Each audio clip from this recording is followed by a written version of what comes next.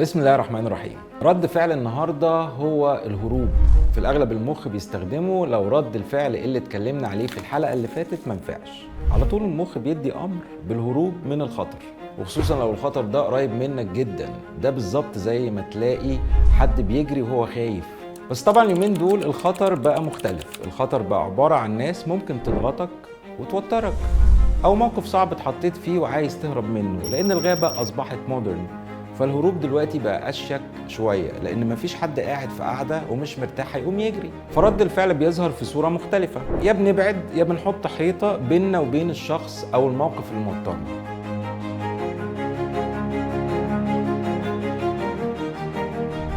تعال اقربها لك. لما الطفل ما يبقاش عاجبه الاكل بيعمل ايه؟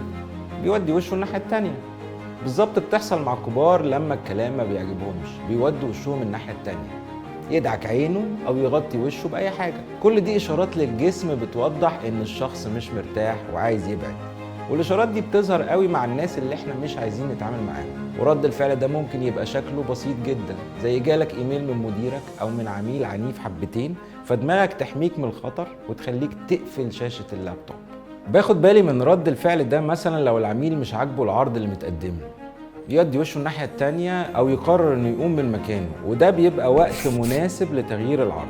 في الحلقة الجاية هنتعرف على آخر رد فعل إن شاء الله، الهجوم. والسلام عليكم ورحمة الله وبركاته.